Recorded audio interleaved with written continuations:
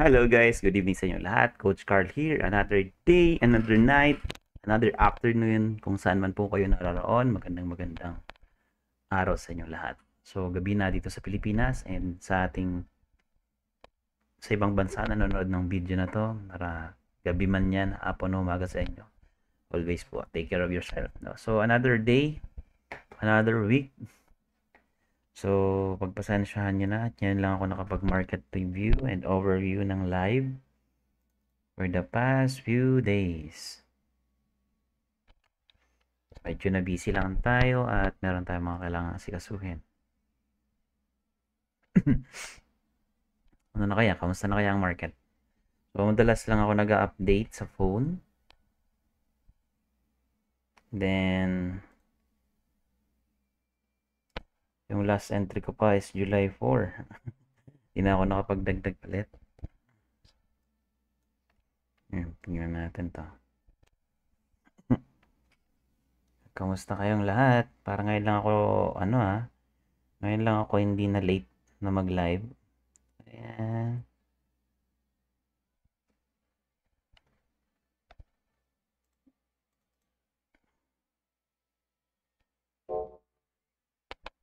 Ayan.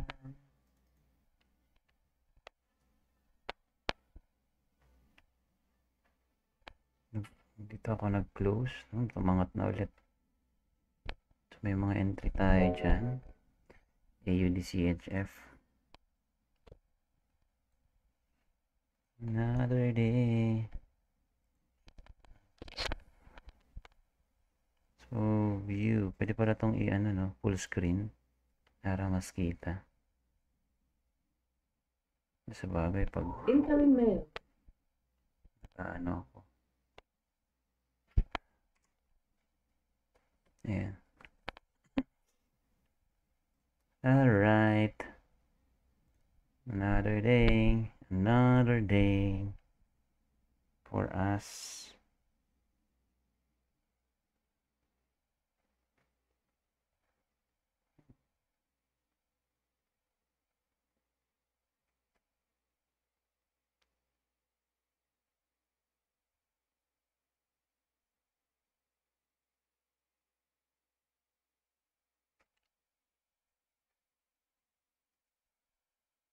Matagal ah.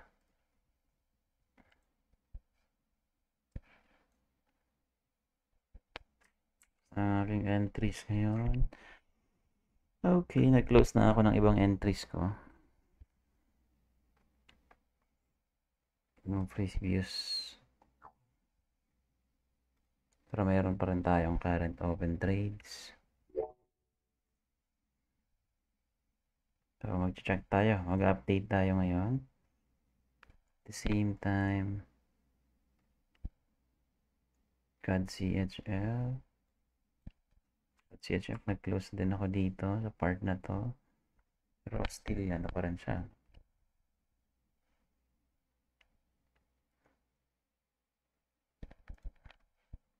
Strong pa rin talaga siya.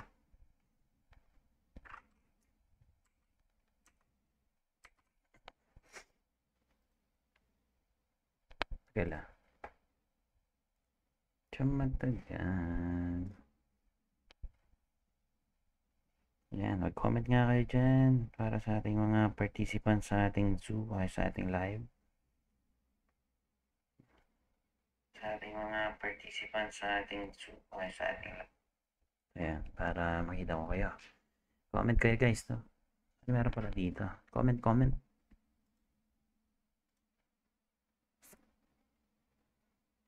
Okay.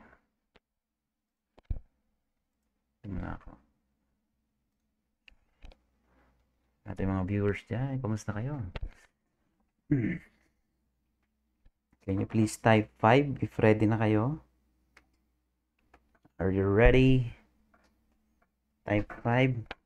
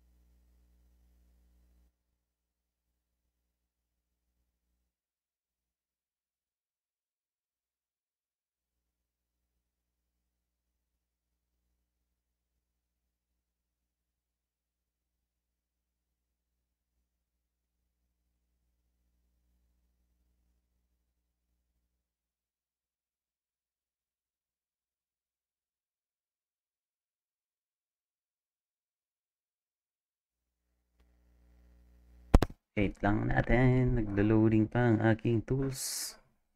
Ba't matagal mag-loading, pre? Aga? Ano nangyari sa iyo?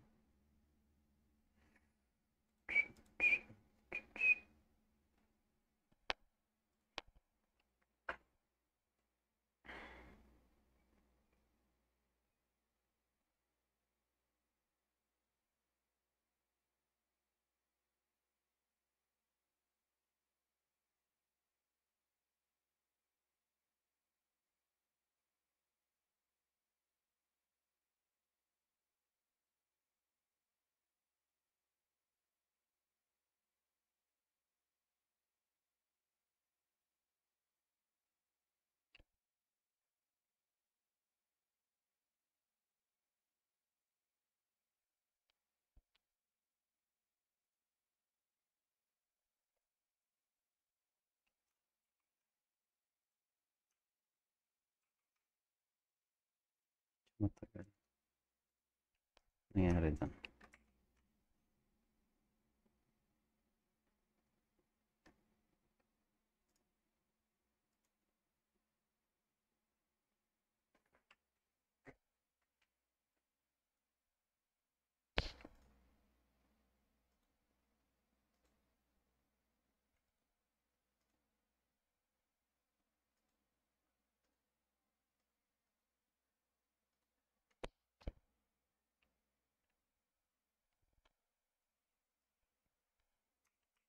Wait lang guys.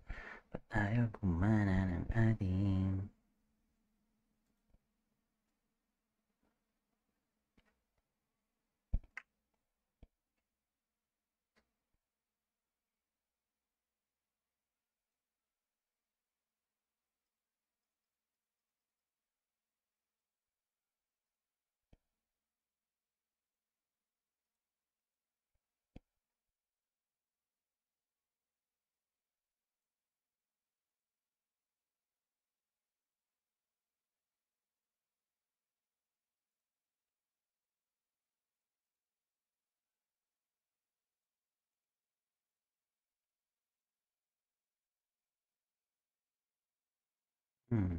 Nangyari kaya na ayaw.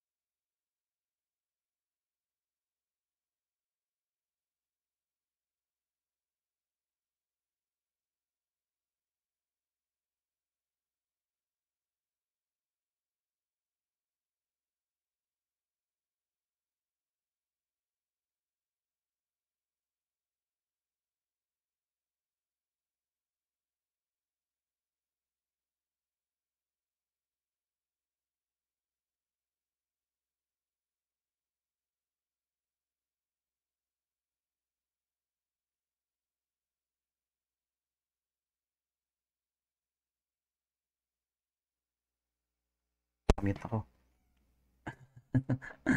So baka kanina pa wala ako nagsasalita, nakamute ako, sorry guys. So, itong AUDJPY natin, ito yung entries natin, tapos i-update natin. So, yung scoring natin, still valid pa rin siya no, for buy. Ating day 1 period, no? Good talaga siya for long term. Then, ito yung entries natin last time.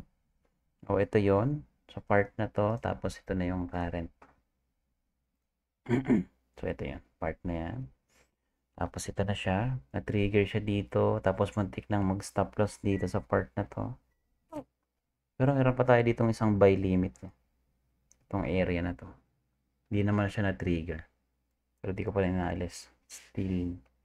So, tingnan natin. Nandun na siya. Oops, nandito na siya sa part na to, no? So, yung entry natin na to ay umabot na ng 60 pips. Pero meron pa tayo sa baba. Ayun, no? Pinakababa pa. Itong area na to. So, matik, 150 pips na siya, no? Yung run na to. So, tatlong batch na yung order ko dito. Pero yung second batch ay hindi siya na-trigger. So, pang third batch lang yung na-trigger niya. Tapos, tumaas na siya. So, ang hinuhold ko na position dito ay AUDCHF, IJPY, sorry. Yung, ito. So, ito na yung latest na. Mari, anong latest? Ito ang latest niya.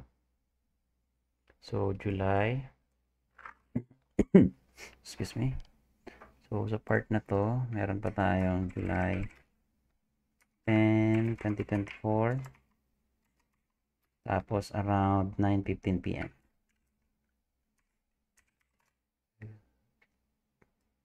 So, kung maghanap tayo ng opportunity dito, ang check ko dito yung previous pa rin, pero meron na dito mga bago. So, itong area na to. Okay. Yan, may demand na siya dyan sa area na yan. Pero nagkaroon siya dito ng another reaction. Bagong structure. So, balik tayo dun sa current data. Check natin, no? So, gagawin natin, update lang natin yon. Then, proceed tayo sa next natin gagawin.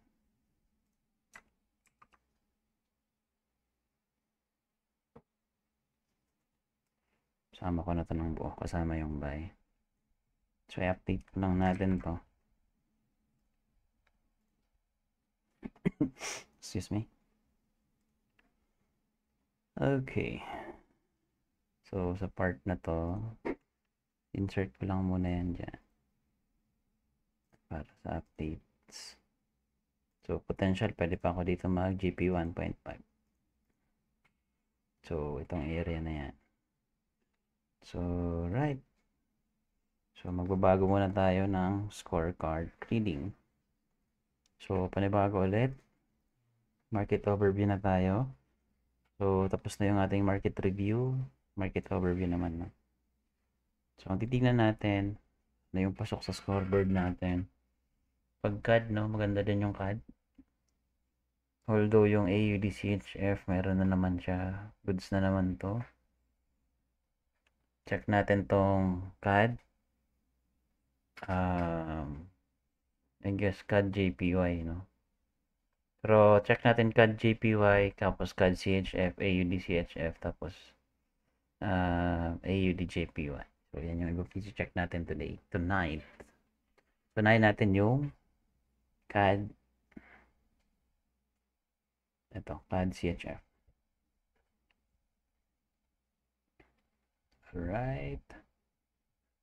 So, hindi ko na ito nasubaybayan. Pero sa phone, ay consistent naman yung pag-view ko.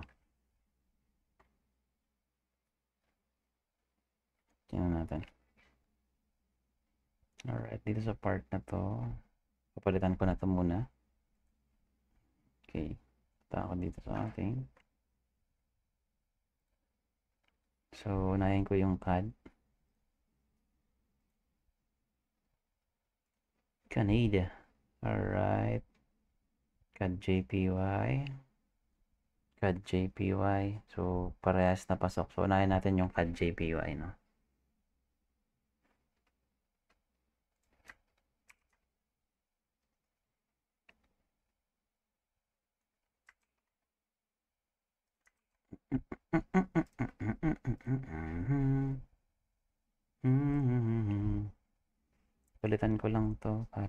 yung data. Okay, CAD JPY. Scoring is alright. So, consider ko tong H1, no? H1. Pero hindi pa rin ganun ka-solid sa H1, no? Pero weak pa rin siya sa long term. Pero dito hindi pa ganun kahinog. Pero pag AUD, kaya day 1 siya, no? So, pinaka-check ko dito, siguro priority natin in terms of scoring. Mas priority ka sa AUD, no? Kasi sa day 1 niya, malakas. Then, valid na din siya sa day 1. Okay? Pero kung check natin dito, sa H1 ng AU CAD, tapos CHF is valid siya. So, tingnan natin tong CAD CHF, no? Maybe dito mo natin, dito tayo makapag-decide if short term or long term yung papasukin natin. Pag mga ganitong scoring, sample, pwede nating pasukin, pero short term lang. Kasi sa H1 na tayo nakatingin. HN 2021. So, time 9, 19 PM. So, ito, check tayo, sample lang DH1. So, okay, scoring natin ay 5.6 versus 9.7. Sobrang weak ng CHF.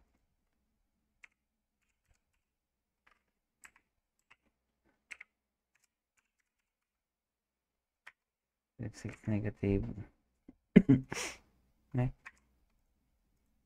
Negative 8, 9.7. So, ito ay bullish. So, yung ating sentiment CAD CHF. Ito yung pinaka ano, no? Pag-select. So, 38% versus 62%. So, potentially may strong momentum siya. Continuous lang siya, tumataas. So, we're expecting yung price ng market is continuous siya, no? So, kumbaga, pwedeng naiwan na tayo. So, yan yung validation natin doon. Then, yung heat map natin ay God, 7 positive 24%. Positive 0.7%.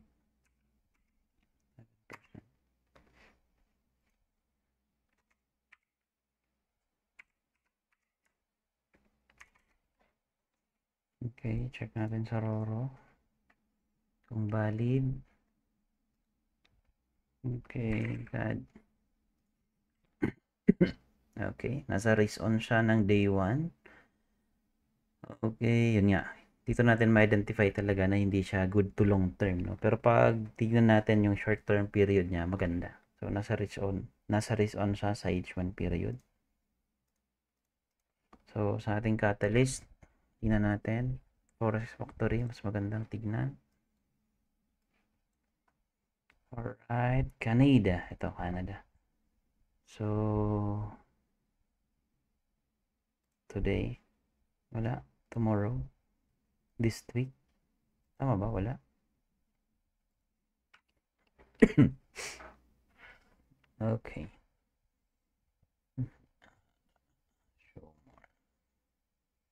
So, yung pinaka top natin na pwedeng abangan dito sa CAD ay inflation rate. Tapos CPI, no? So, maraming event ng June 15. July 16, I mean. So, itong mga to, wala naman tong masyadong impact pa. So, wala naman tayong in-expect. So, kukunin natin dito itong CPI. Natin copy na to. Tapos, paste natin dito. Okay. Ang pinaka na tinignan natin ay July. Ano ba dyan? 16. Tapos, oras ng 8:30 PM. Sumasabay sa ano.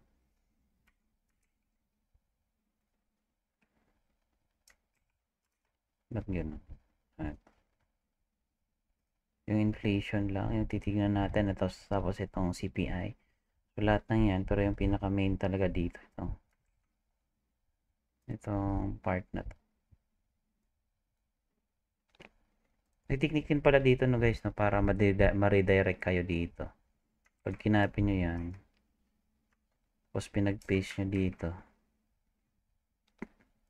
Tapos pag kinilik nyo to, automatically, ma-redirect kayo dun sa link. Yan o. Okay, ito na yan mismo.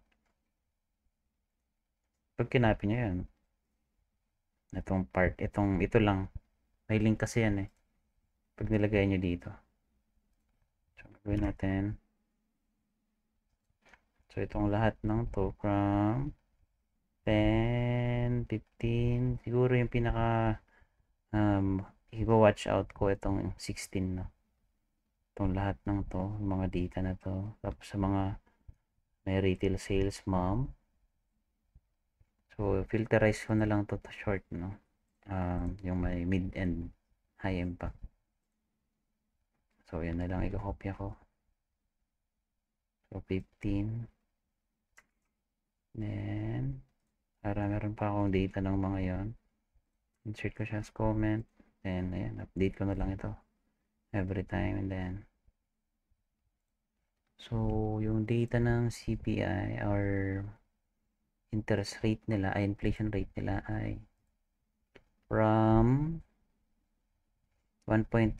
So, in-expect nila na bumaba siya ng 1.6.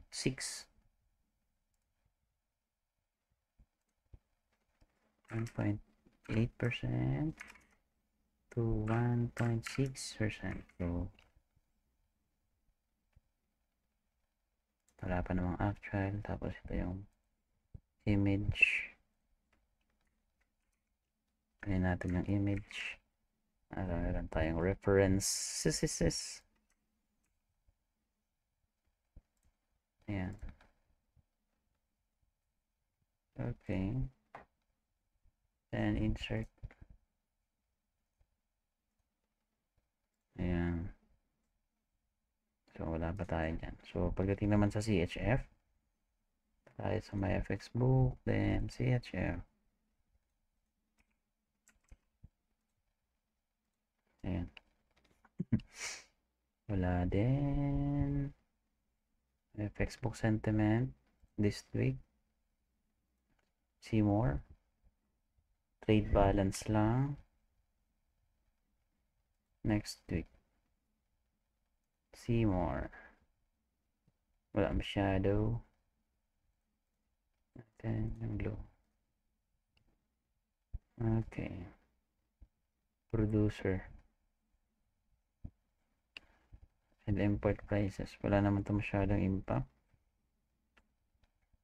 Ang tinitingnan natin dito is pwede makapag-alaw itong USD CHF sentiment versus itong trade balance. Itong trade balance, itong kukunin natin.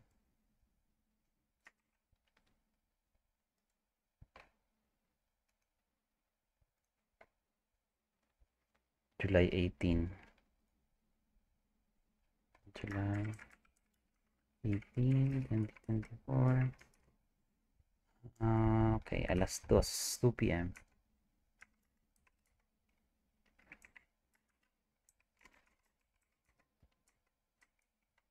Yeah, trade balance tayo. So, yung trade balance niya ay 4.1 billion.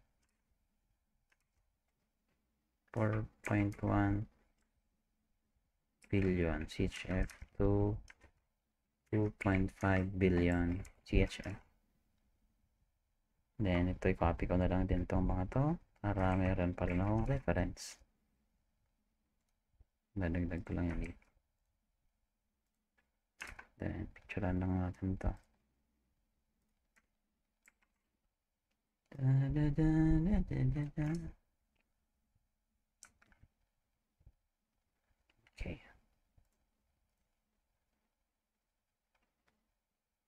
na-save, sorry. Na-save ko na pa.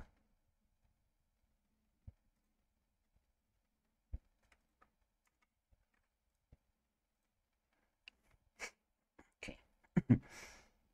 Okay, ano, may changes na ba sa ating CAD? Check natin kung meron ng changes. Okay. May pagbabago na ba? Canada. Canada.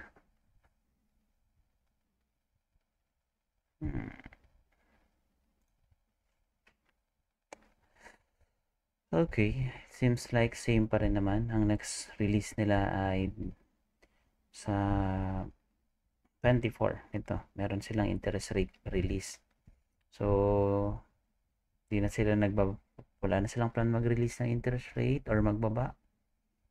Okay, the Bank of Canada cuts rates on June 24 meeting is expected and signal that more cut rates to be delivered should inflation continues to slow down. So, meron pang mga upcoming na inflation cut rates for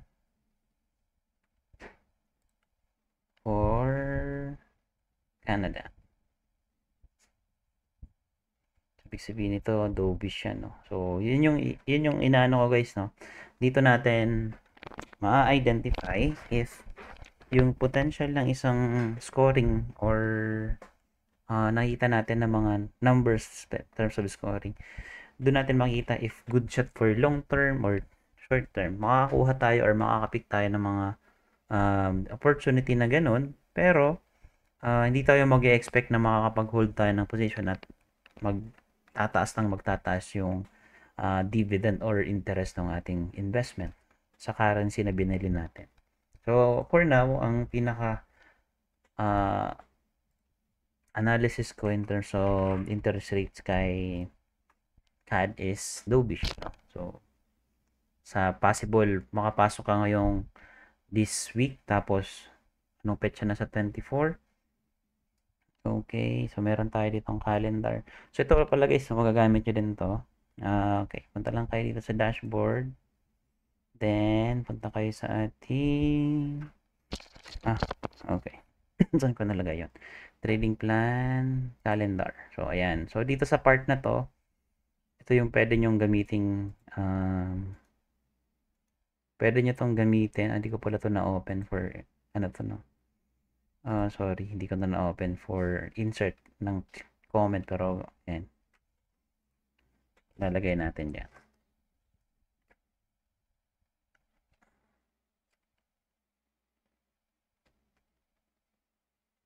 Okay, so ito na yung pinaka magiging calendar note nyo.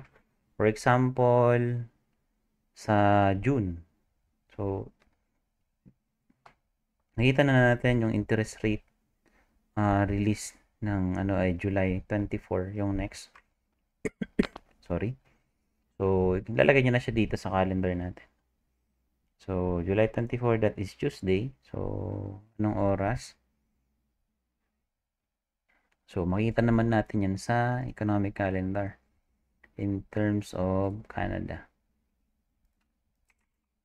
So, tinuturuan ko kayo paano mag-record ng. So, punta tayo sa 24. Okay, 24. Oh, ba't wala dito? Tama ba ang aking tinitignan? Mali ba? Kung mali, tingnan natin. Canada interest rate. July. BOS interest rate decision. So, 24. Ito may oras siya ng 1:45. So, wala siya dito nakalagay, no? 24, 25 na agad dito.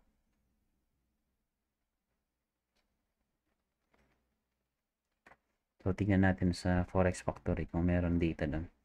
Kaya, ano to, ito yung isa sa secret para at least maging aware kayo sa mga upcoming interest rate releases, minutes in terms of minutes, decision, and mandates, no? Doon kasi doon tayo nakakakuha ng mga hint para ma-identify yung mga ganong opportunity. So, tingnan natin dito sa part na to. Ano na nga yung tinitingnan natin? Canada. This is Canada.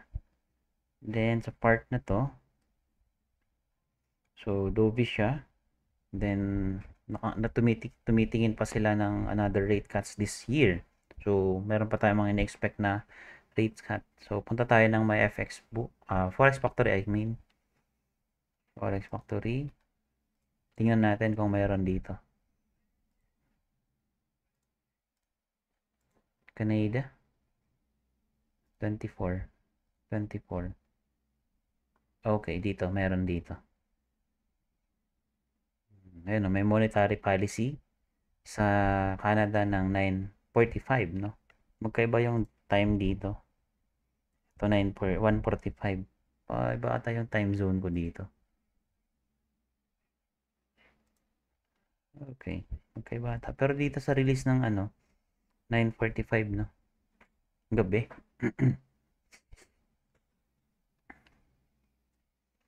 So, yan. Yun yung pinaka-abangan natin in terms of Canada. Kasi pag nagkaroon yan ng another sample na to, worst case scenario na pwede mangyari sa'yo pag hindi mo alam ito. Sample, nakapag-buy ka dito, maganda yung scoring ng Canada dito sa part na to. Tapos, pinira mo sa CHF.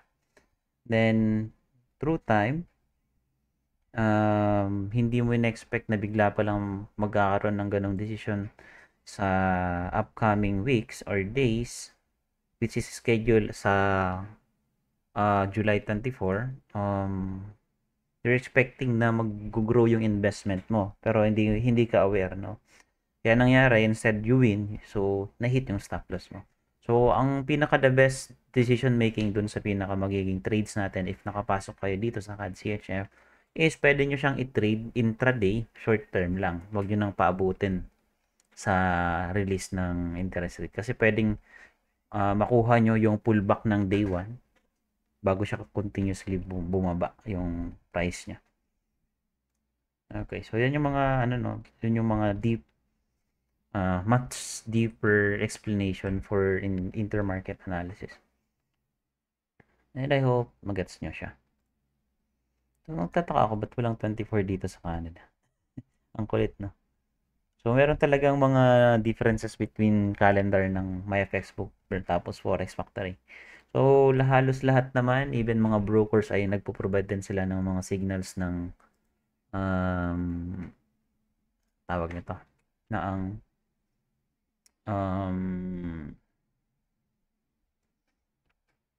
news economic calendar, sorry. So, kung makita natin dito in terms of the risk on and risk off. So, makita natin dito sa day 1 nasa risk on siya, no? Pero pagdating ng week 1 is nasa neutral lang siya. Okay?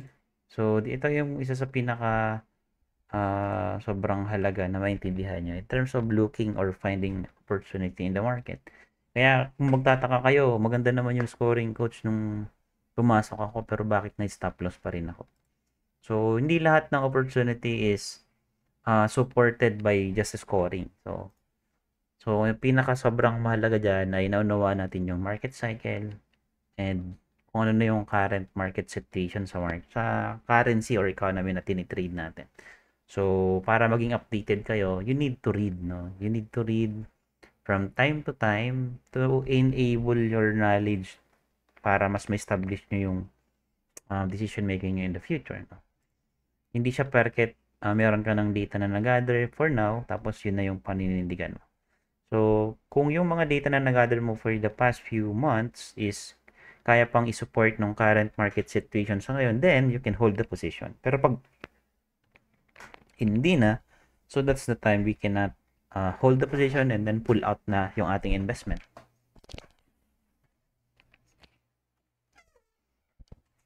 Okay, sana nag-gets nyo yun, ha? Nag-gets nyo ba? So, sa market trading natin na to, we are able to look for intraday position tapos swing trading, no? Hindi lang tayo nag-scalp. Sa ganitong way on how we trade, hindi advisable na mag-scalp ka pa. because we are able to ginugugol na natin yung oras natin para makapagbasa, so on. So although scalping is good, pero yun nga, yung tension mo naman sa pag nagtitrade guys, sobra kang mapipressure. Okay, so dito sa part na to, let's continue. So in terms of interest rate, so dovi siya, no? Then sa GDP naman niya, okay, punta na tayo sa GDP. Tingnan natin, no? After nila mag-rate cuts, ano na yung naging GDP report. So may report sila ngayong August na, next quarter, second quarter na yan. So they are looking forward para mag-expand pa to. So at least nilook forward nila na ayun, 1.1 spending, yan yung pinaka main objective nila. So since yung in spending ng household for the past few months is nag-increase na siya ng 1.1, no? So rise spending. So ibig sabihin nun, people are willingly to spend. So after magkaroon ng rate cuts, so yun yung pinaka naman significance pag nag-rate cuts ang isang economy. They are looking forward to enable growth, no? Pag hindi nag-grow yung isang economy after rate cuts or several months, ibig sabihin pwedeng bumagsak siya for a recession. So yun yung pwedeng mangyari doon. Then yung next natin na titignan is, so maraming factor na pwedeng i-consider sa GDP growth, no? Init. Ayoko mag-aircon medyo inuubo na ako. Ayan, sa part na to, maraming pwedeng i-consider kasi in terms of GDP. Like, for example, yung constant prices, agriculture, construction, manufacturing, and many more, no? Pero sa part kasi na to, wait lang pala.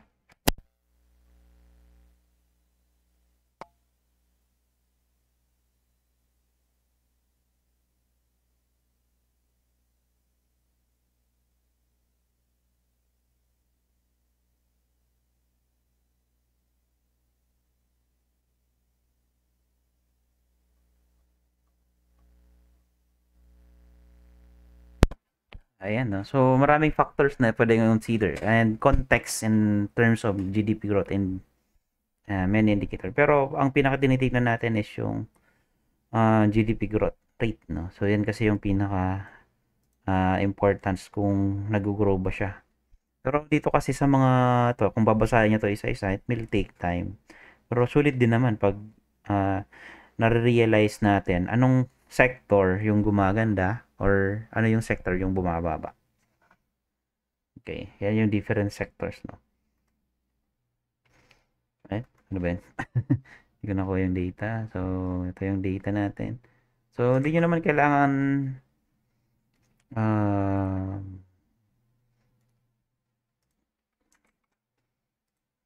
so, in terms dito, so, based on my nasa recovery sila. So, ito yung recession. Ito yung recovery. So, expansion na pala to. Sorry. So, nasa expansion na sila ng GDP.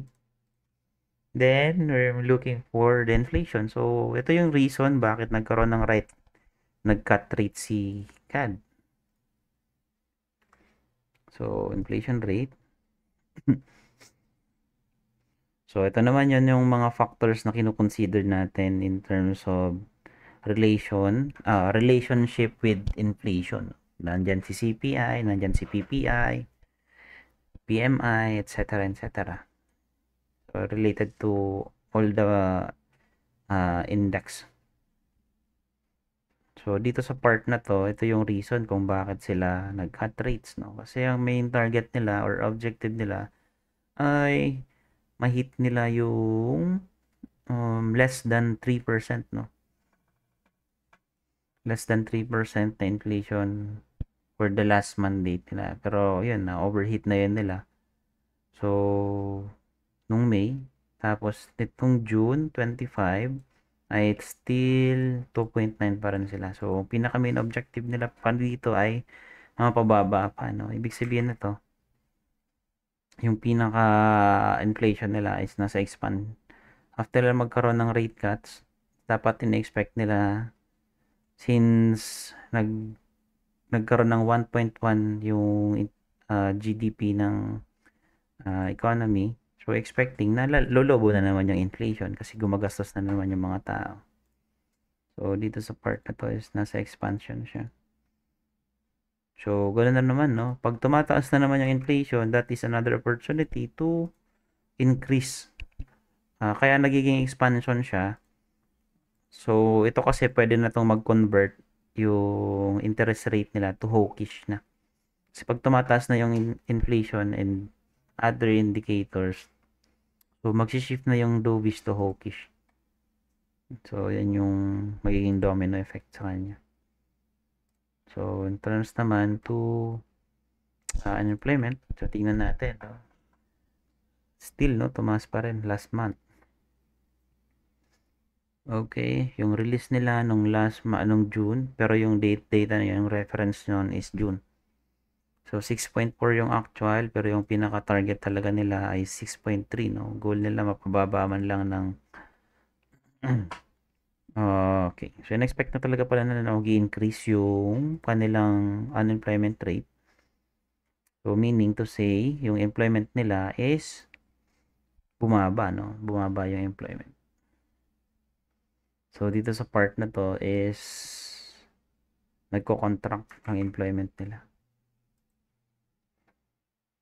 So, sabi ko nga, yung pagbasa ko nito ay kabaliktaran. So, pwede nyo namang i-consider yung pagbabasa ng employment.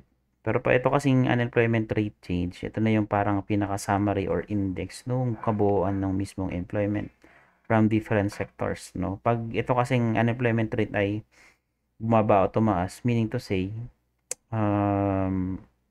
in some point or the other side of employment ay nagkakaroon din ng changes.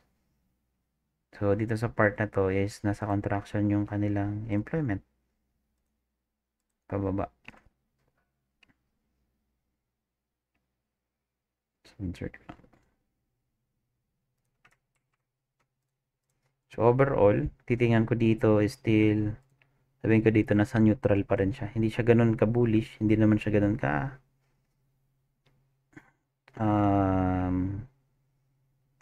ka-bearish.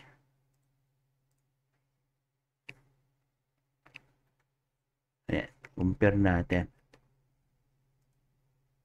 So, yung tinuturo ko dito sa inyo is how you will read and identify the Canada para sa future reference nyo to.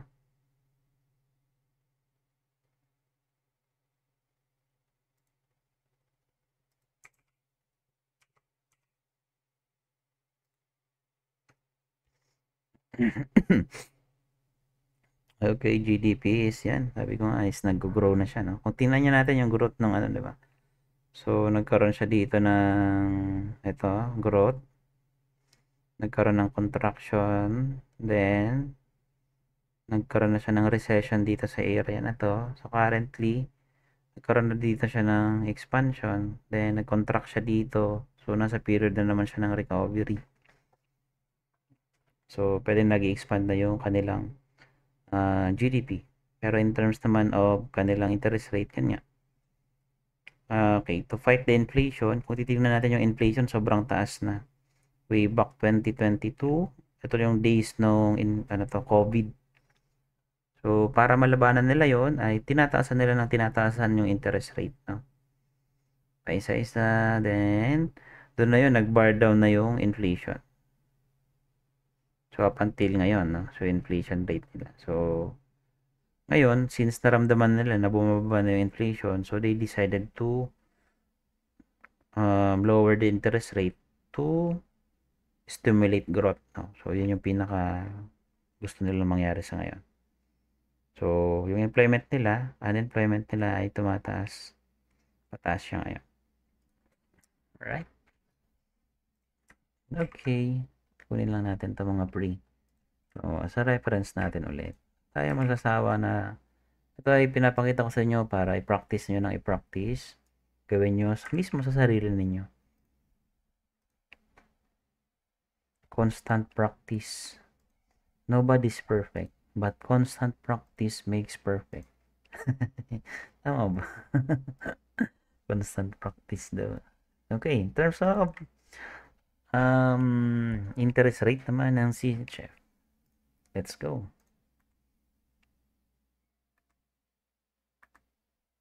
Okay, Switzerland.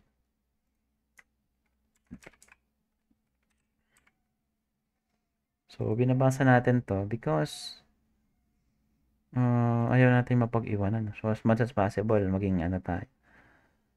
So, interest rate nila, nag-cut sila ng June 20, no? From February, nag-cut na sila ng March. Then, nag-cut sila ng June. Tapos, ang next release nila ay itong September na. No? Medyo malayo-layo na. So, we're expecting yung GDP nila after siguro mga way back ng after siguro ng August, September, and then October, maramdaman na natin if nagkaroon ng growth dun sa kanilang bansa. So, kunin lang natin to. So, sa part na to, still dovish pa rin siya.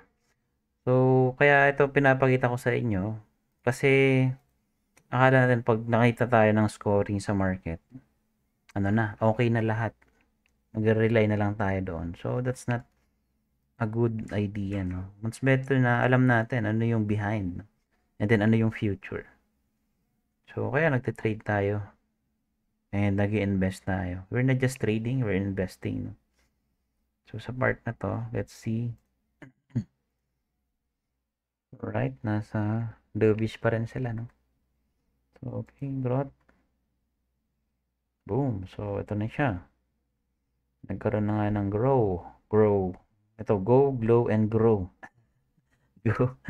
Alright, so dito nagkaroon dito ng contraction, then nag-recover, tapos nag-recession, then nag-recover, tapos expansion. So, expecting na after ng rate cuts nila last June, mag-expand sila ngayong next report nila ng GDP growth, no? Meron silang schedule ng September 9 din. Yung second, tama ba? Second quarter to? Hindi Iba yung schedule nila eh. Fourth quarter nila, February. Okay. So, ito pala yung reference to nung last quarter. Sorry. Tama. Ito pala yung first quarter ni-release nung May. So, ibig sabihin, nasa expansion sila. So, tama. Yung ating analysis after nila magkaroon ng rate cuts is mag-i-expand, no? Yung kanilang economy. Right. So, itong part na to, medyo sobrang napaka-boring talaga nito. Kaya pagpasensyahan nyo na guys, walang action ditong nagaganap.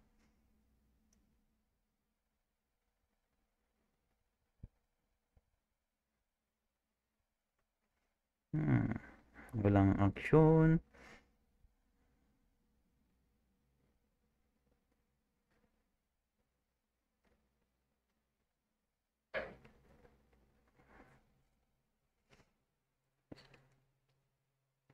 So, check lang natin to. GDP growth.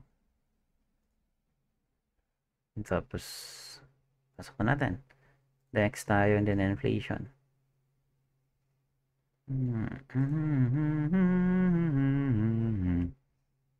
Top prices. Pwede din naman to dito. Food, inflation, CPI. Yan, ito na lang. Okay, inflation. So, ito kasi yung pinaka, secret yan. Yung mga, itong CPI, itong mga to, so on and so forth. Yan yung mga noises, no? Pero ito yung pinaka-source. Kasi, in-identify natin, ano yung magiging outcome ng mismong inflation rate nila because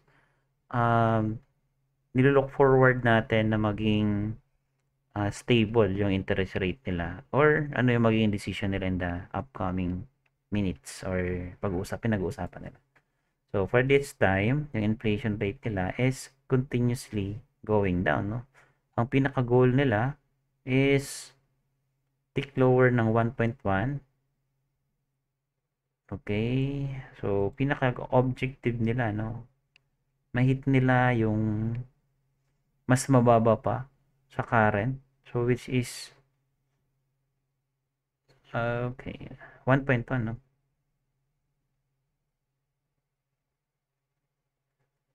So, yung next release ng inflation ay nasa August na. Okay? Yung release is 1.3. Ibig sabihin is tumaas, no? Ay, bumaba pala, sorry. Which is ito na yun, 1.3 na siya. So, kunin natin to. Then, punta tayo sa journal natin. So, ito yung nagko-contract pa rin siya.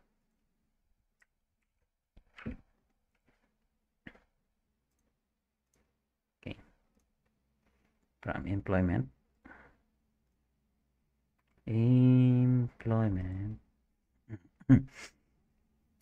Desperado. O, maintain pa rin sila.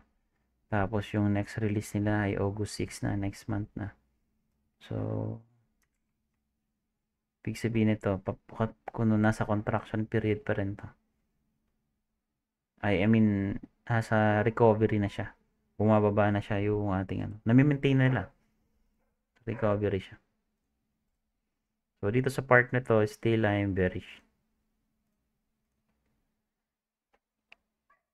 Bearish. Alright, interest rate versus sweet growth. Sweet. So, pinapakita ko pa lang sa inyo ay mangilan-ngilan pa lang naman tong indicator na. Pero pwede nyong laruin kahit anong data na gusto nyo. So, makita natin kasi dito, kaya natin kino-compare is because ang tinitignan natin dito ay hindi lang yung basta yung previous, no? Tinitignan natin yung future. Yung mga upcoming pa.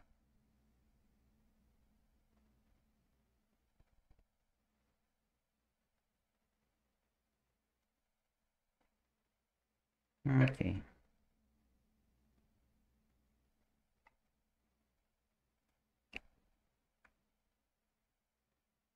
Okay, dito sa part na to, kita natin na.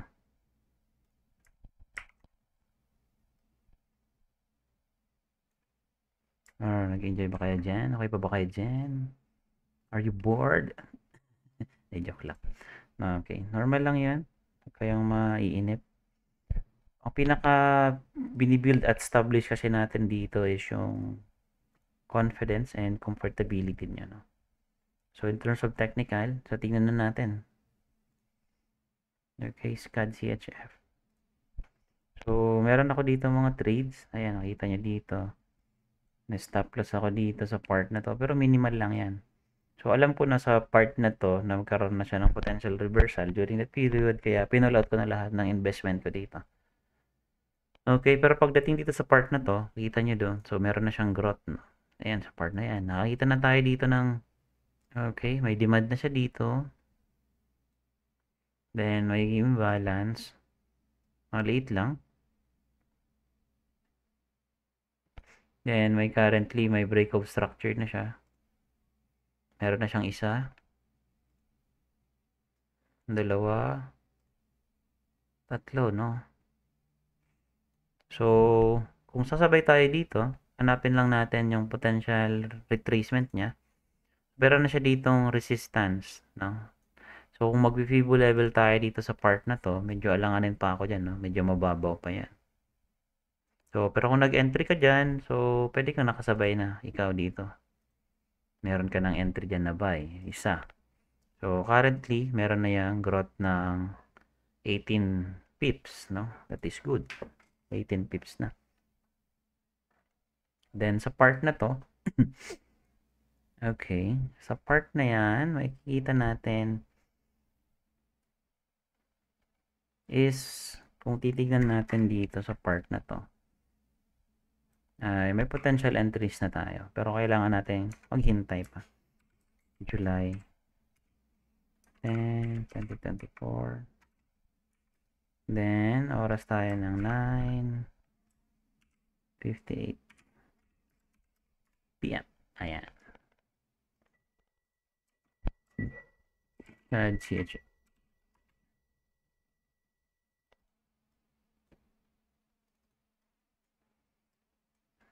Okay, so hindi ko na siya pa sobrang anuhan.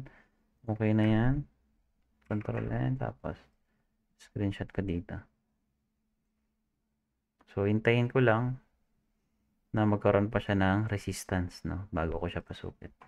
So, currently, ito na yung nakita ko. Meron na siya ditong supply and demand. Meron na siyang imbalance. Breakup structure is hindi pa natin ma-check. Tapos yung FIBO. So, kung papasok ako dito, gagamit ako ng GP1. Tapos, ito na yung current, no? So, ito yung data ko.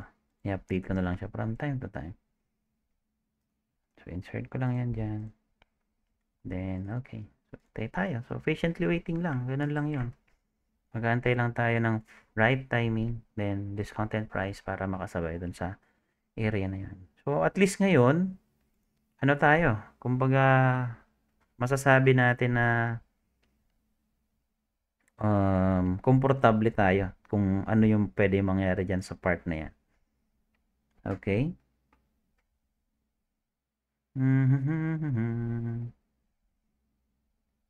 Yan, close muna ako ng entries ko. Wait lang.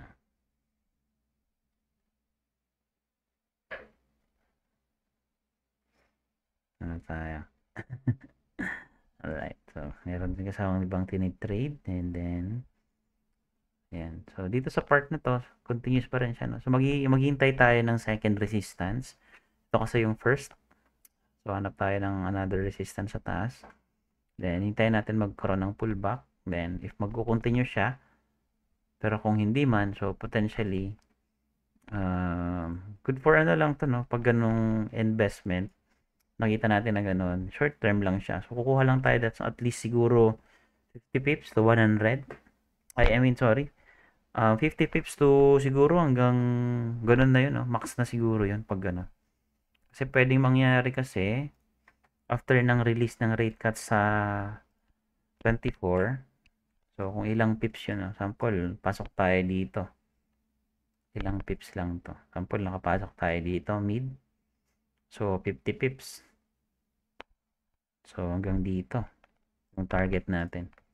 Kung titignan natin yung mga prices, dyan ay meron ditong resistance. Ayan, no? May resistance dito. Sa part na yan. So, pwedeng mag-bounce yan dyan sa area na yan. Tapos, bumaba na siya after ng release ng interest rate. So, yun yung pinaka-projection ko, no? Yun yung pwede mangyari. So, hindi ko ito buburahin. Pero, pag nagkaroon ng rate cuts, tingnan natin yung schedule ng rate cuts kung kailan. 11 pa lang to eh. So, natin sa day 1. Ang interest rate cuts nila. Ayan, no? Interest rate cliff. So, dito sa part na to. So, ibig sabihin, kung titignan natin ng day 1, meron siyang resistance. Itong area na yan, no? Nag-resist siya dyan. Tapos, tingnan natin dito sa part na to. Okay. So, pag nag-hold si CAD ng interest rate nila, technically, pwede niyang sabayan pa to, no? I-support pa tong momentum na to, no? Ng day 1, no? So, yung pinapakita ko pa lang sa inyo guys, yung decision making ng lower time frame, no? Pero pag sa position trading kasi, madalas na gamit yan is mas higher time frame na. So, which is good, no? Kung makita natin to. Pero yung ibang approach dito versus dun sa tinuro ko dun sa CFX. So, ayan. So, maging realistic lang tayo dun sa goal natin. Pag mga ganun, no? Pag mga ganung technical reading na, sorry, intermarket trading natin. Pag ganito. Dun kasi nagkakaroon ng pagkakaiba-iba. Even kahit dovish yan parehas, meron pa rin yung opportunity. Kasi in terms of GDP, inflation, and employment, dun nagkakaroon ng pagkakaiba-iba. Pero pag nagkaroon naman ng decision making in terms of rate cuts, rate hike, dun sobrang nagkakaroon ng mas malaking difference. Okay, so even kahit parehas yung dovish, still meron pa rin yung opportunity inside. Precious pa rin yan. Kaya kailangan nyo lang malaman at maintindihan ano yung mga catalyst na upcoming para masabayan natin yung mga ganong movement. So, next tayo, syempre, sabi natin, I promise with two pairs, no? So, in terms of,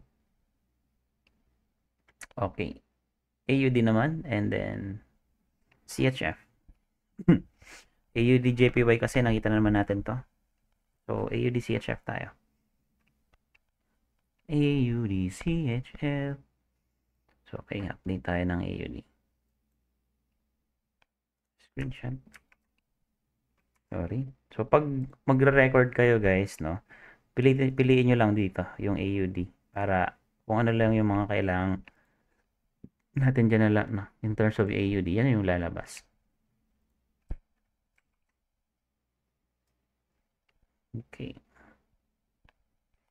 So, pwede kasi natin sabayan lahat ng mayroong scoring or momentum. Pero, ang pinaka-big question kasi is, how long? Hanggang saan natin kayang panindigan yung position natin.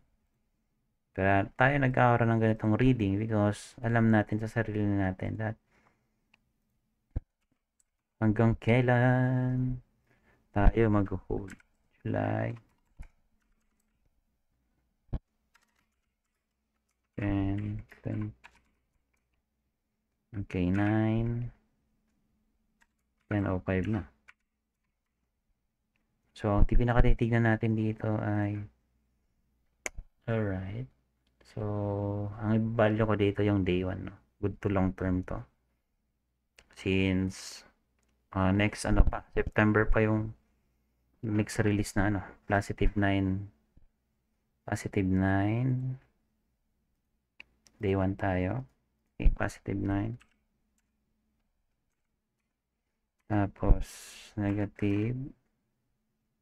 Okay, negative 7.3. Okay, bullish pa rin tayo dito. Then, in terms of sentiment, AUDCHF, okay, 21 versus 79.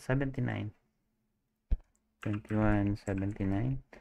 So, itong part na to, maybe nagkakaroon na siya ng significance ng potentially, meron pa rin to. Continuous momentum or meron siyang pinapakitang in terms of ganitong scoring or data is mayroon siyang pullback. Kung nakita nyo kanina, di ba, sabi ko kanina, dito sa part na to, if itong part na to ay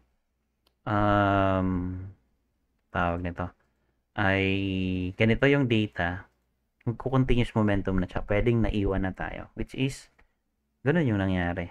That was happened. Ano yun yung pinakita ng CAD CHF. So, naiwan tayo dito sa part na to, no? Pero, hindi nangangulugan, naiwan na tayo. So, habulin natin. Hayaan lang natin yun. Okay? Hayaan lang natin yun. AUD CHF, positive 39. Okay. 0.39%. So, okay. Tingnan natin sa RORO. Where is the RORO? So, okay. Okay. So, kung nakita niyo yung difference kanina in terms of CAD, si CAD meron yung week 1 niya nasa gitna, neutral, and then 3 months gitna din, so on. Pero pagdating dito sa AUD-CHF, yung indicator na to is giving us the sign that this is a good for long-term investment. Okay? So, risk on siya.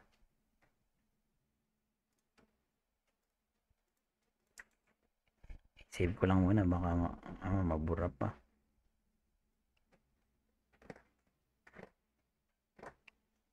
Okay, so dito sa part na to, okay, dito na tayo. Tayo mga pre, okay, AUD.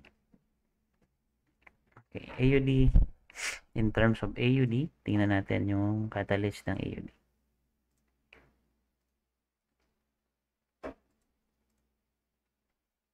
Natututo ba kayo? Are you tuto? Are you tutuwing? Tutuwing. Are you learning, guys?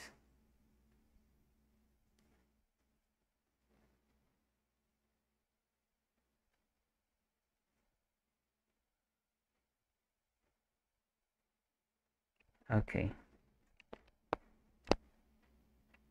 Kala ko nakamute na naman ako. Okay. So, yung pinaka ito sobrang ano din to. Mahalaga din to, no? Yung speak. Ito kasi yung nagpapakita nung current market situation and ano yung current data na meron sila. Meron kasi ditong mga hint na lumalabas din na pwede natin magamit for long-term purposes. Pero yung pinaka-look forward natin dito is ito. Okay, yung ating July 18, no?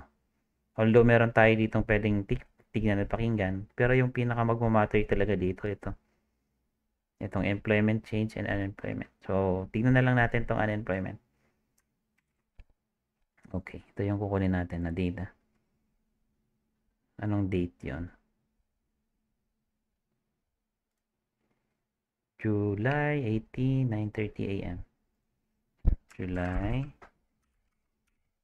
18, 2024. 9. Tapos ito. Yan. Unemployment. So, pinaka-target nila, okay, is 4%. Tapos 4%. Okay.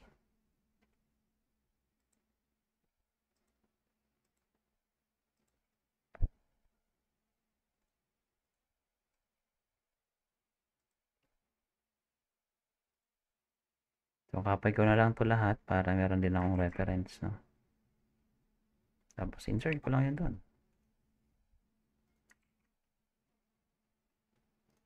Okay. Nice na. Tapos, pwede pa natin itong kunin, no? Para sa visualization, dito na.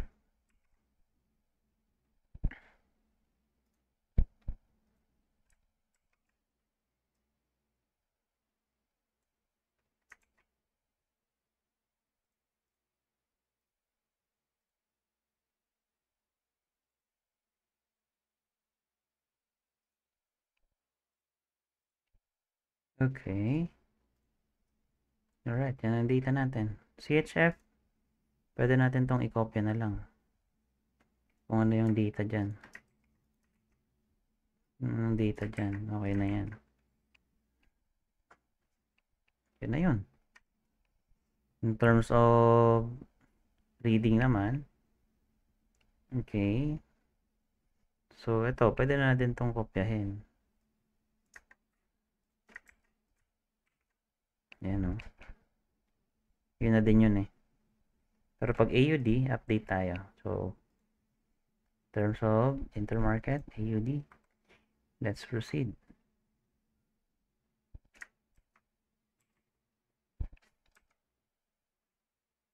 Australia. Tiramisu. Okay. So, June 28, still hold pa rin sila, no? So, tingnan natin. Kunin natin to. Still unchanged sila. Then, yung next release ng ano nila ay July 18, no? Sila, bulletin. Bulletin lang pala yun. So, August 6 na yung next release nila sa decision. So, dito sa part na to is hawkish. Then, yan, no? Tapos, kung titignan natin dito, kung nagkaroon to ng magandang growth in terms of GDP, ibig sabihin, sobrang lakas pa rin talaga nila. Okay. Pero, dito sa first or second quarter nila, okay, yung next release nila ay sa fourth quarter na pala to, sorry. Ay, third quarter ng September. Pero yung first quarter release nila, June 5 is, okay, nasa contraction siya. So, yan yung magiging effect, no, or side effect nung mataas na interest rate. Nagko-contract pa rin to. Contraction. Then, we're going to the inflation. Tingnan natin inflation. So, ayan, no. So, ito naman yung significance kung bakit tinatasan yung inflation. Is to fight the inflation. So, mamaya, sa comparison. So, sabihin nito is contraction. This is good, no? Goods to currency.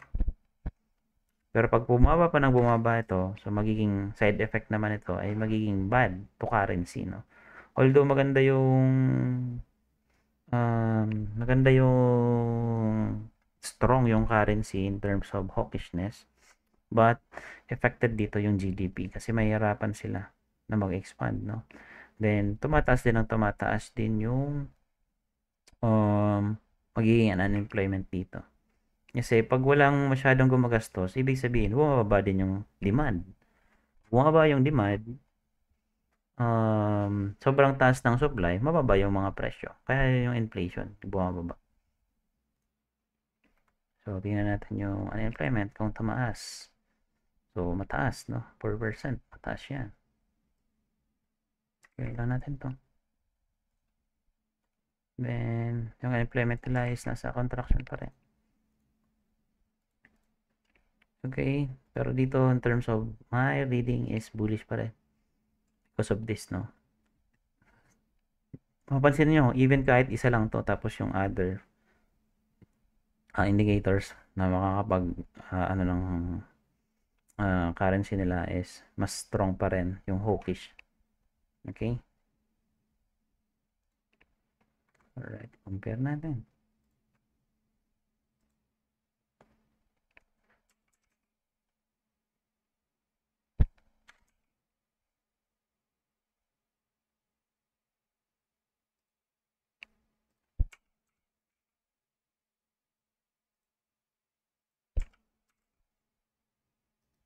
Okay, so kita natin dito, no? So interest rate, boom, tumaas ang tumaas. Yung GDP growth nila ay mataas. Tapos biglang bumaba, no? Tapos yung employment nila tumaas, tapos bumaba na din naman. Mali. Tama ba? Inflation sa taas pala, sorry. So, nagkakaroon yan dito ng divergence, no? Ito yung sinasabi natin divergence. Pag tumataas yung inflation, we're expecting na dapat bumaba yung inflation. So, dapat divergence siya. Hindi siya dapat magkasabay or ano. Kasi pag nangyari yun, meron na imbalance sa market. Pag pantay yan, no? Kasi pag bumababa naman yung interest rate, dapat tumataas naman yung inflation. Okay?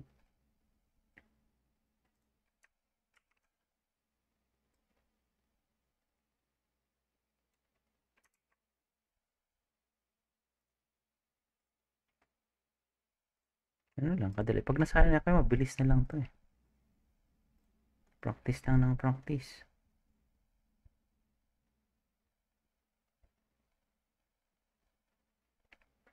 Constant practice makes perfect. So, ganun din, no? So, kaya yung reading natin dito is still strong bullish pa rin ito. So, in terms of technical aspect of trading, AUDCHF. Okay. So, meron ako dito mga entries. Kaya lang nag-pull out din ako. Because of this area, no? I thought na magkakaroon na ng recovery or magre-reverse na si market. Pero dito sa part na to, nag-continuous pa rin siya. So, yung mga entries ko dito, na-take profit ko na siya, no? Pero, nag-end up pa rin naman na profit yung aking trade dito.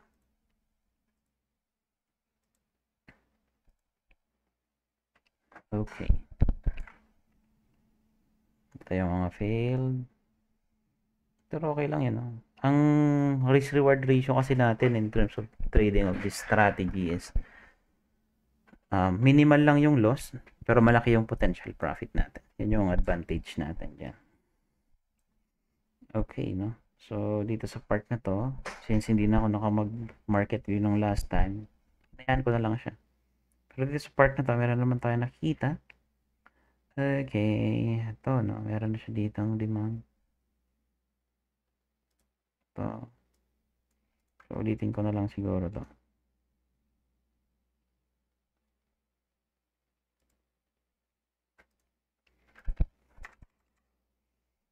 Okay. Panibago na tayo. Okay, demand. Imbalance. Medyo alangalan pa ako dito, no? Itong flow na to. Hindi siya ganun ka-supported ng ating identification. Pero dito may imbalance na siya. Technically, medyo mataas na yung imbalance niya, no? Pwedeng may invalidation dito, no? Hindi natin basta-basta papasukin. Mas maganda kasi yung volume na mataas tapos yun yung babalikan niya. Pero pag dito kasi may demand, pwedeng maging demand na natin dito itong area na to, no? Dito na tayo magsi-start, hindi dito. Mas valid tong taas. So, sa rate of structure, pinaka mayroong significance itong area na to. Basag niya na yan, yung resistance na yan. Then, wala pa tayo nakikita na resistance. So, technically, wala pa, hindi pa siya ganun kahinog. So, meron pa lang siyang SND imbalance and breakout structure, pero wala pang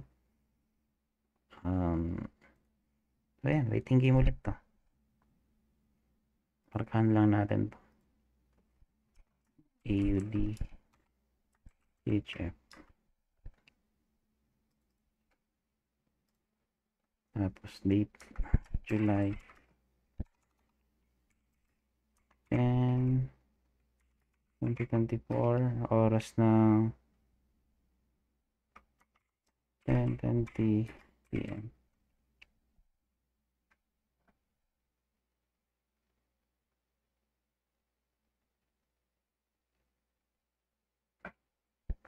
Okay, sa part na to, yan, screenshot lang din natin to.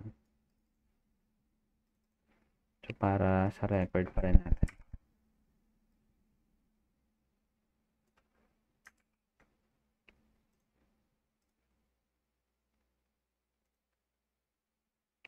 So, technically, pwede tawag tayo ang GP1, pero waiting pa rin. Wait lang. Okay, so dito pala sa part na to, yung technical observation ko dito is potential short term buying investment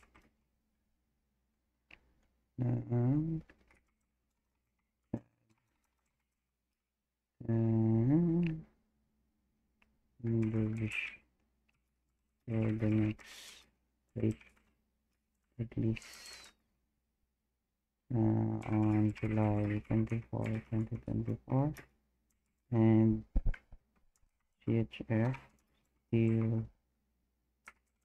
weak. Yan. So, pinaka na natin dito, bullish short term.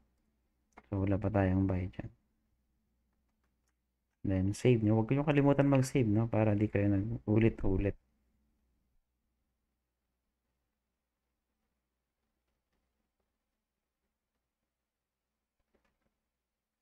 Okay.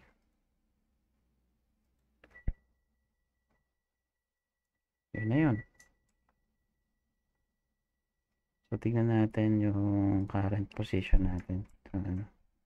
Boom. Nasa ano na to? 700 pips na to. AUD CHF natin. Grabe. Sobrang weak pa rin ng JPY. Nasa tuktok na siya. Pero titingnan natin kung makakapagdagdag ba tayo ng another codes dito.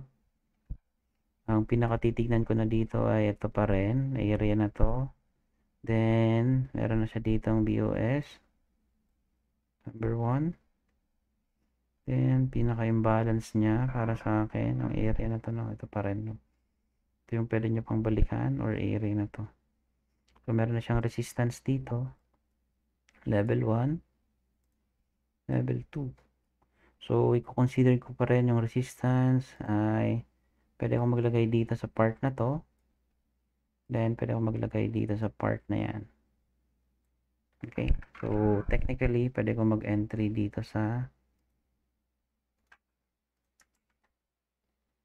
Unahin ko nga muna yung isa. Baka malito na tayo. So, dito may entry. Mag-entry ako dyan. And then, okay. So, read muna natin yung JPY. Ano ba nangyari kay JPY? Anong update kay Japan?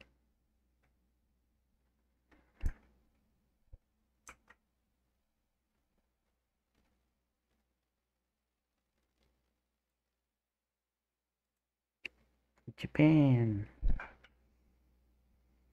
Okay. Interest rate nila. Okay, taas sila, no? So, yung growth ang pinaka-apektado sa kanila. Grabe. Negative. After nila magtaas ng interest rate last March, ito yung naging epekto. Sobrang baba ng GDP nila. So, kung tingnan natin yung mga factors, no? Meron siyang balance of trade. So, ito yung isa sa pinaka-kailangan yung tignan dito din pag in terms of JPY, no?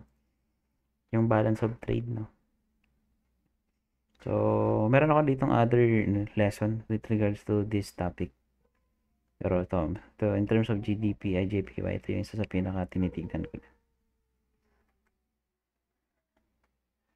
Yung laki, oh. So, yan yung pinaka pwedeng maging epekto.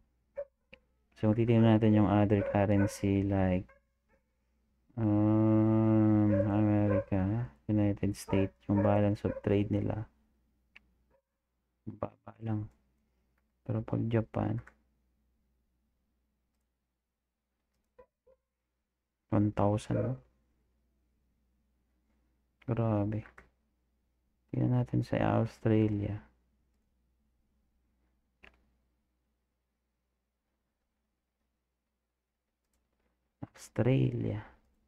Balance of trade nila positive, no?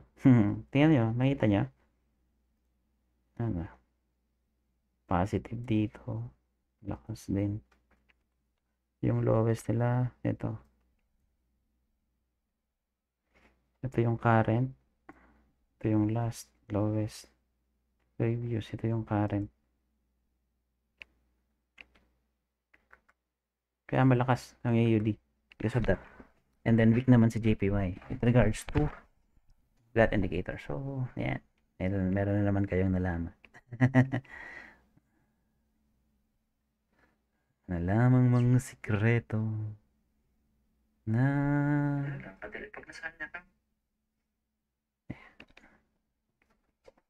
okay. Alright.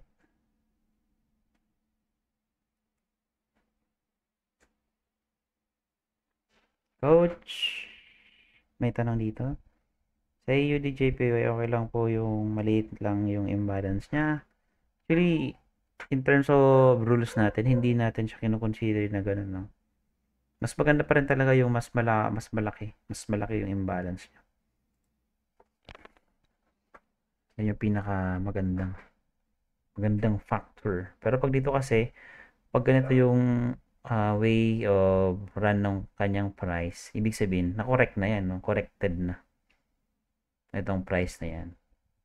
Kung titingnan natin sa lower time frame, posibly dun siya na-correct. No, ito yan, no? Okay. Pero pag tinignan naman natin sa mas mataas na time frame, H4, meron tayong makita dyan na mas malaking imbalance.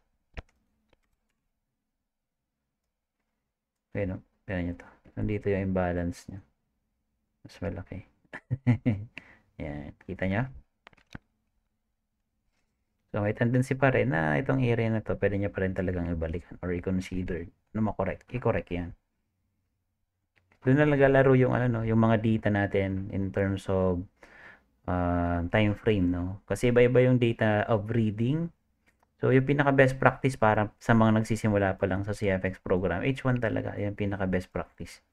Pero pagka nyo nang laruin yung from other time frame, from H4, day 1 and week month, mas maraming opportunity na pwede kayong makuha or masilip. Pero habang nagpa-practice kayo, ma-encounter nyo naman yan from time to time, eh. So, ito pwede natin itong i-consider. So, I will place another buy entries here.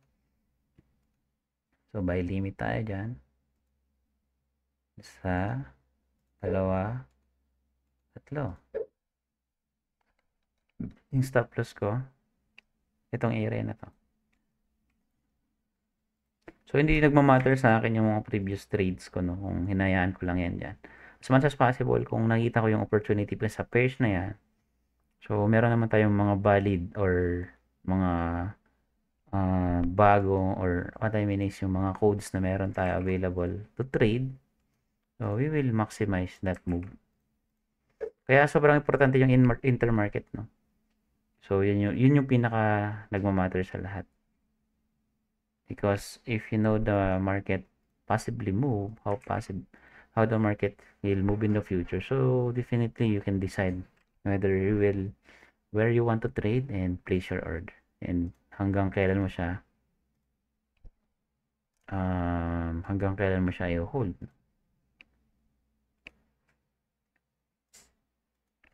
So, ayan. Meron akong ulit entry. So, pwede pa ako mag-entry another level. So, titignan ko din ulit dito.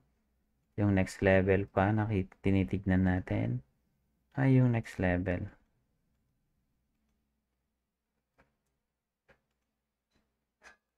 So deep. Then, maglalagay ako ulit dito ng another buy entry. Then, buy entry, no? So, stop loss pa rin natin, still the same.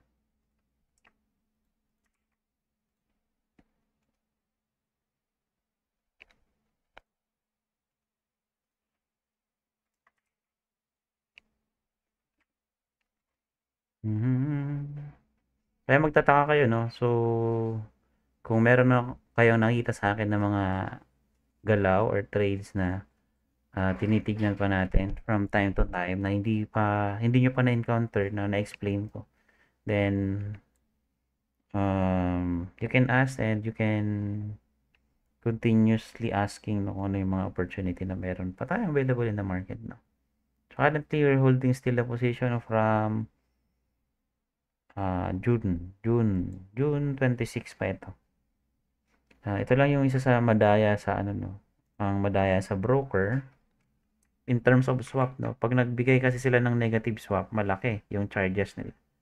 Pero pag naka-position naman tayo in favor to interest rate ng isang currency at nakabay tayo, ay maliit lang yung binibigay nila. So, yun yung ano. Pero pinaka-importante pa naman doon is yung positioning mo and how you will make a profit.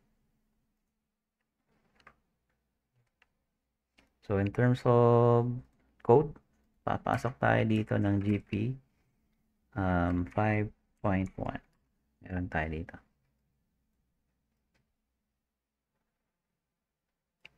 Okay. Meron pa din tayo dito ang buy, ano. So, yung application natin dito ng buy, yung stop loss natin dito, syempre, move na din natin yung stop loss natin dyan. Dito na sa taas. So, zero risk na yan. So, pati yung nasa baba pala, hindi ko pa pala na-move. Sobrang dami ng entry. Alin nito? SL pa rin ito. Kaninong SL kaya to? Oh, taas na natin yan, no? Kasi may tendency na pwede na siya mag-reverse in the future, no? Currently, nasa ano na to? All-time high na ba to? I guess nasa all-time high siya, no? Okay, all-time high siya. So, yan yung mga entries ko, no? From this month. Last month. So, yan yung power ng ating CFX program. Believe. Nasaan na tayo? Layo na natin eh.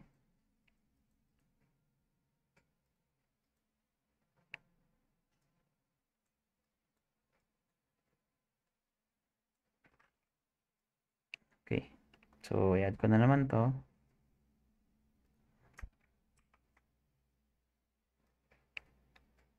AUD, CHR, JPY. Meron tayong bagong entry.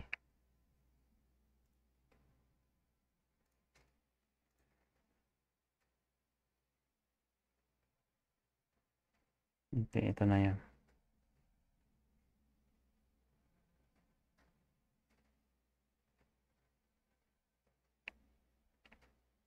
Alin to? Oh, ito yung entry natin ng July 4, no? Na-trigger na to. Tapos, pasok naman tayo ngayon. Okay, GP 5.1. Tapos, insert. Tapos, syempre, update natin din yung scoring.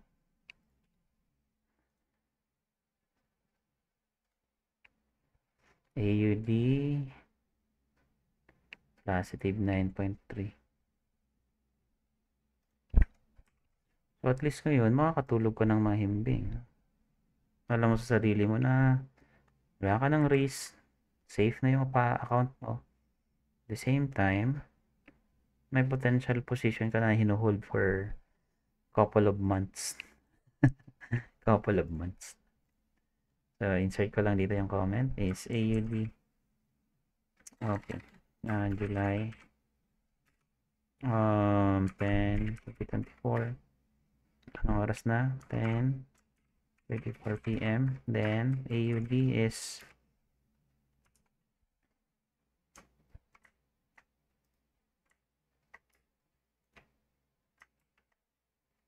okay, sa day 1 tayo. Tama ba? 9.3. Positive 9.3. JPY is negative 9.9. Tama ba?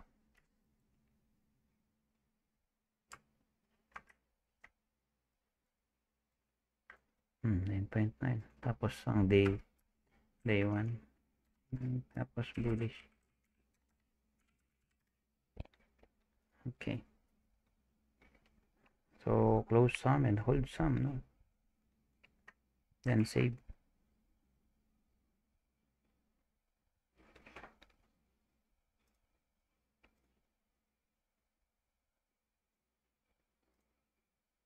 Okay. Goods na ba tayo? I guess goods na.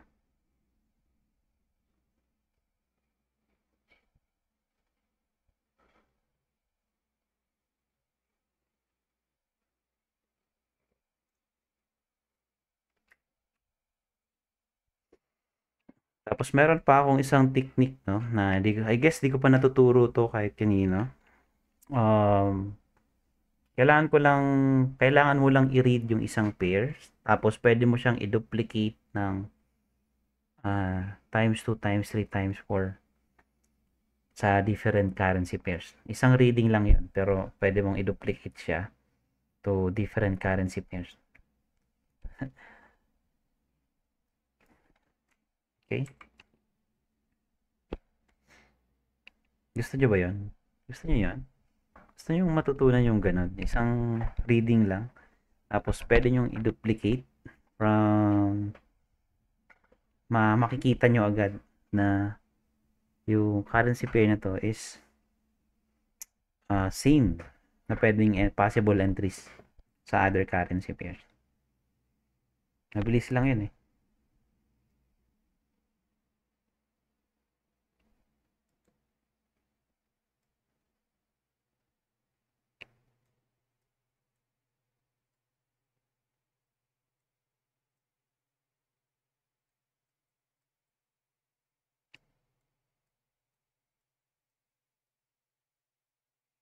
Tapos kung gusto nyo naman makita yung trades niyo na katulad ng ganito, pwede nyo iusog-usog ng ganyan. Pindutin nyo lang yung F8. Ayan. Tapos scale fix nyo siya. Ito. Tapos sumelect kayo ng price range na gusto nyo i-scale or galawin yung inyong chart. No? So iba kasi kaya ayaw ng MT4 kasi hindi ito nagagawa nila. Kaya gumagamit pa sila ng trading view kasi ito freely nagagamit nila yung ganito. Pero dito, kaya naman yan. Diba? Kailangan mo lang alamin pa paano. Pwede nyo mong lakihan, pwede mong zoom, zoom out, zoom in, liitan, lakihan. So, depende sa trip mo. Yan, kailangan nyo aralin yan. Aral lang yan talaga. Mga technique na yun. Okay? Okay. ¿Entiende, mi amigo?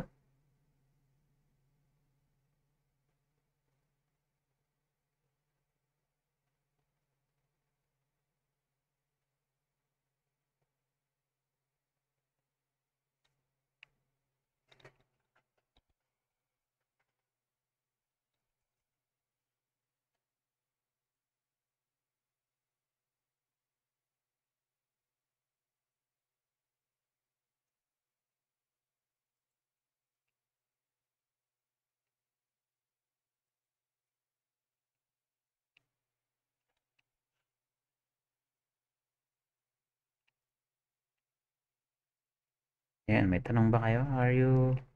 Do you have any question, guys? Kung meron kayong katanungan, mag-comment lang kayo sa ating comment section. Ayan. Sino ba present natin dito? Can you please type present? Para nakikita ko kung sino yung attendance natin dito. Attendees. Ilan yung attendance natin?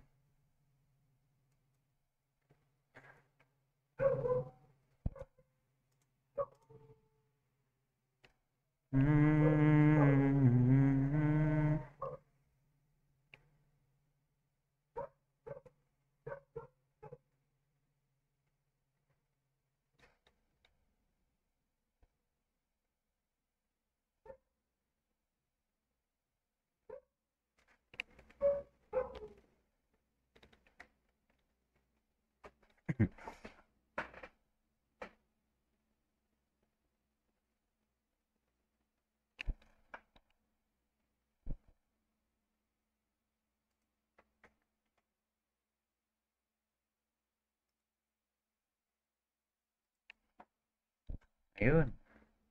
Present. Ayun, tatlo. Ayun, pang-apat.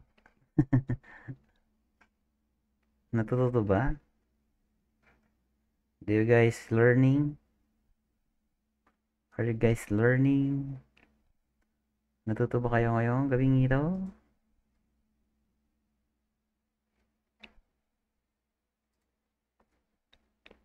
Sarap na, no?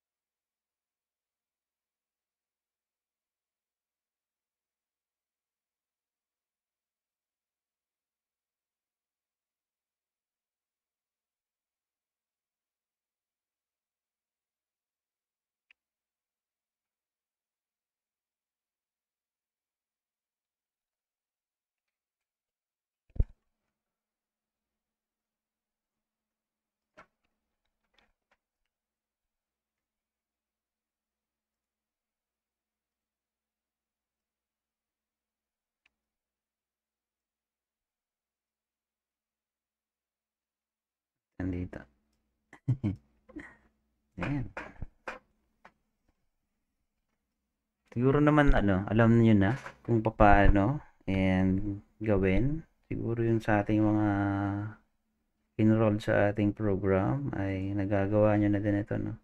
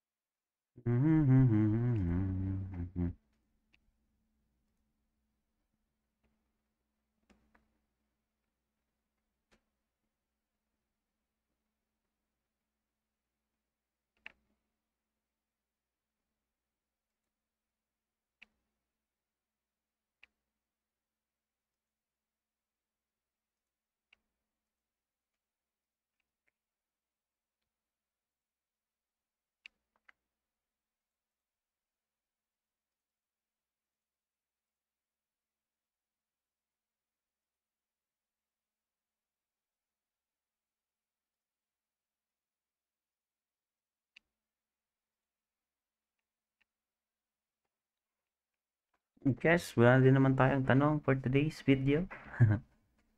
And I hope nakapag-market overview na din kayo and meron nakapasok na din kayo, no? Or meron na kayong entry as well. Okay.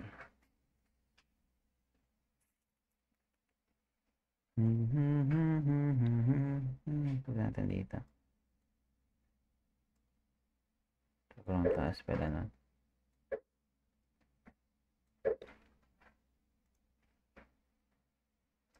Okay. I guess that would be all for today's video, guys. Maraming salamat sa pakikinig ngayong gabing ito. And I guess